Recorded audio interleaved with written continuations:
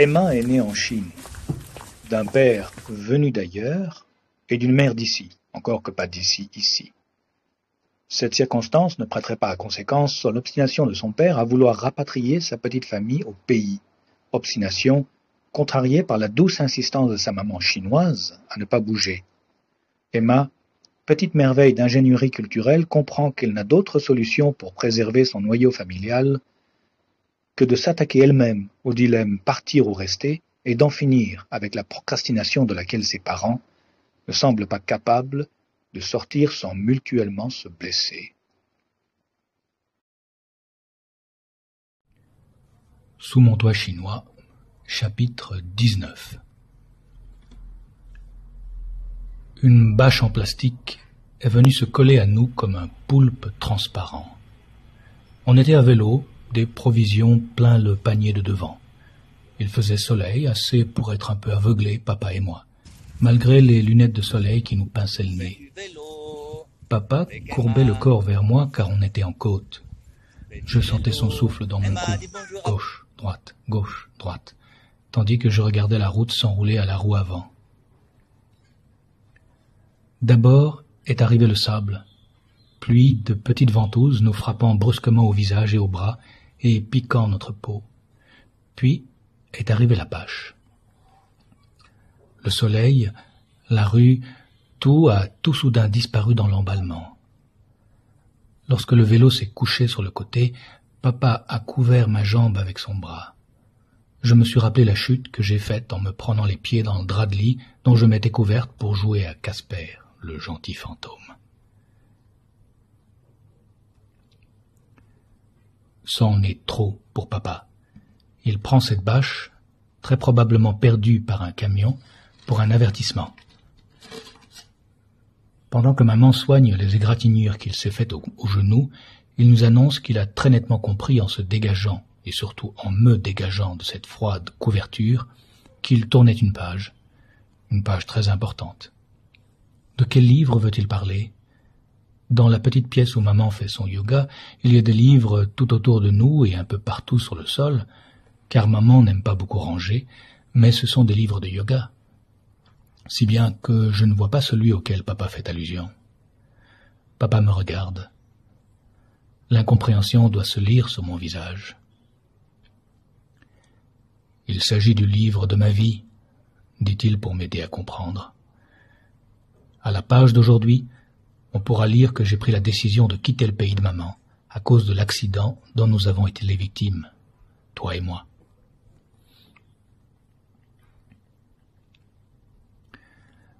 Maman a ouvert le petit flacon d'alcool rouge qui sent si fort et tamponne le genou de papa du bout d'un coton-tige. Rouge sur rouge, dit papa en souriant amèrement, allusion que je suis la seule, je crois, à comprendre. C'est le moment où, pour ma part, je choisis toujours de me débattre ou de pleurer. Aussi, je comprendrais que papa crie, que ça fait très mal. Mais il est calme. Très calme.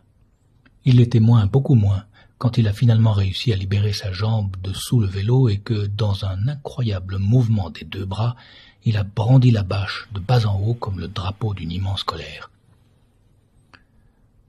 Je ne sais pas ce qu'il a retenu de lancer la bâche. A-t-il compris que si elle retombait sur un autre papa avec un enfant sur un vélo, ce ne serait plus la faute d'une négligence ni du vent, mais qu'il serait cette fois le seul coupable de cet accident?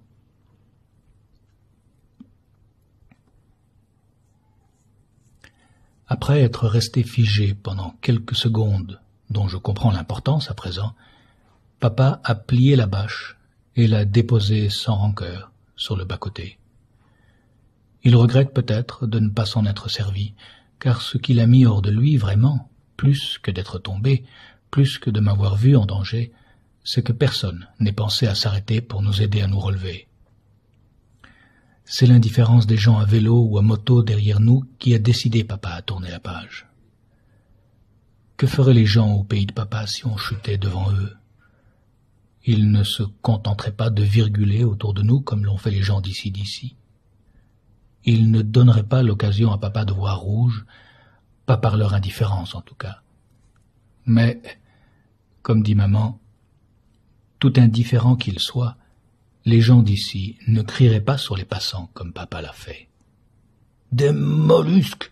Des mollusques !»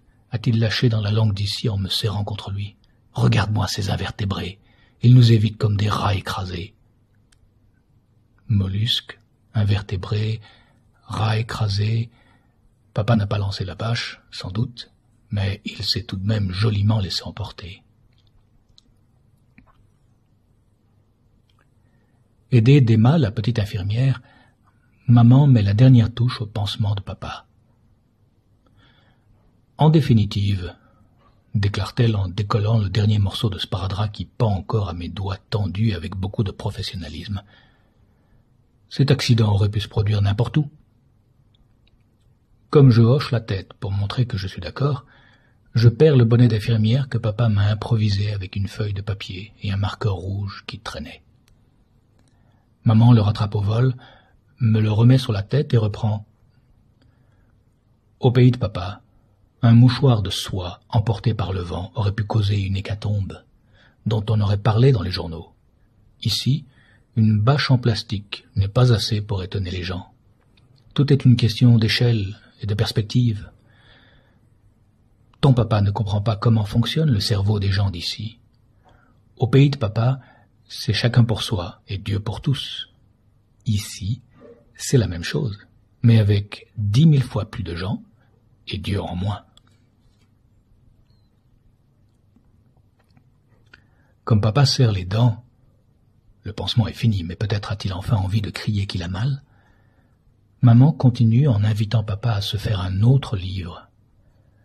Un livre plus résistant à la réalité, avec des pages plastifiées sur lesquelles glisse le temps et les intempéries.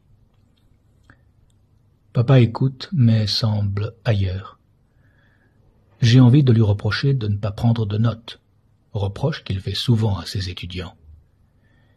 Il a les yeux fixés sur son genou emballé de blanc et de rouge comme un cadeau de Noël. Je sens qu'il ne rouvrira pas le livre de sa vie à la page qu'il dit avoir tournée à jamais. Cet accident, pour lui, est le plastique qui fait déborder le camion poubelle.